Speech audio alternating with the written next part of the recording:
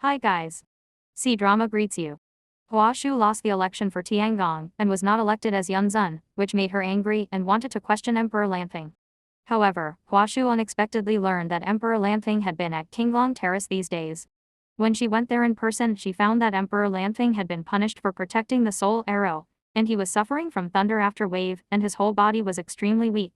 It turned out that Emperor Lanfeng had found out that Hua Shu was related to the soul-guarding arrow and deliberately put the blame on Ayan, but he still chose to conceal the matter and take the blame for Hua Shu.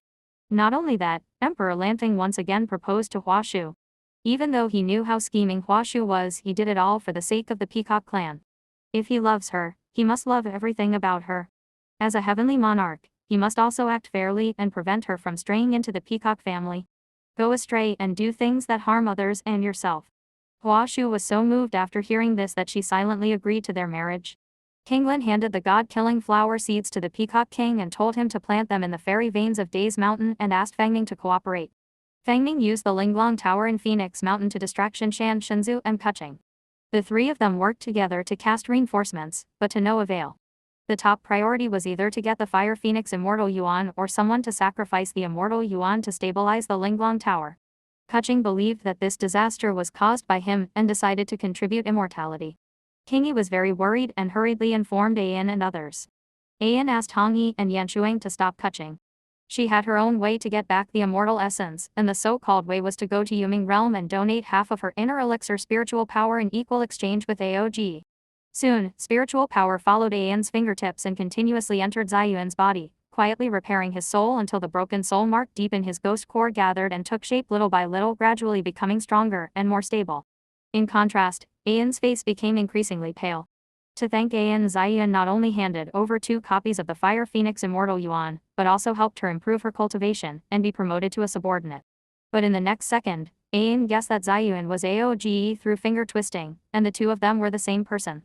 Sure enough, AOG told Ayan the truth, admitting that AOG and Xiaoyan were twin brothers. One was in charge of the Heavenly Palace, and the other was in charge of the Yuming Realm. In the battle against demons thousands of years ago, the demon god Minky and the demons broke through the seal of Jiaoyu in hell, and the emperor's family and the true god Yai happened to enter the world, so he and AOG led tens of thousands of gods to quell the chaos in the lower world. In the end, Ziyuan sacrificed himself to summon a military solution, and sealed the demon again. Later, AOG finds the fragments of Xiaoyan's inner elixir and even breaks into the Palace of Life and Death for him, steals the Book of Life and Death, finds the true god Yai who had experienced calamities in the world, and begs her to use the power of chaos to condense the fragments of the inner elixir for Xiaoyan. However, if true god Yai uses the power of chaos to condense the fragments, it will take tens of thousands of years. During this period, no new calamity extradition will be born in the Qiankun platform. If no one is in charge of calamity to overcome the calamity, the world will be in chaos. As a result, AOG decided to take charge of Yuming Realm instead of Xiaoyan, and the two became the same. Here AOG was telling Ayan about the past. The demon Mingqi had a new plan and persuaded Xiaoyan to give up the seal on him. He could use the inner elixir fragments to reshape his body for him, but Xiaoyan refused. Hongyi and Yanshuang hurried to Fenghuang Mountain to stop Kuching and informed him of the news that Ayan was going to Yumingji. Kuching was shocked when he heard this.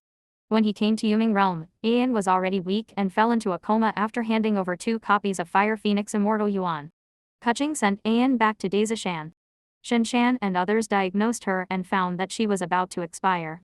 It turns out that Ayan's mother was injured by a demon when she was pregnant with them. Although Ayan was fortunately born later, her lifespan was less than 100 years, only 10 years at most. Now that Ayan has sacrificed half of her lifespan, she has been in this world for more than 4 years, which means she only has less than a year left. Everyone was shocked and sad when they learned about it. Kuching couldn't believe it and tried other methods to save Ayan. Xianju said that if immortal beasts want to break through the shackles of longevity, they can only transform immortals into gods. To become a god in a short period is simply delusional. Mention in the comments if you are waiting for the next episode.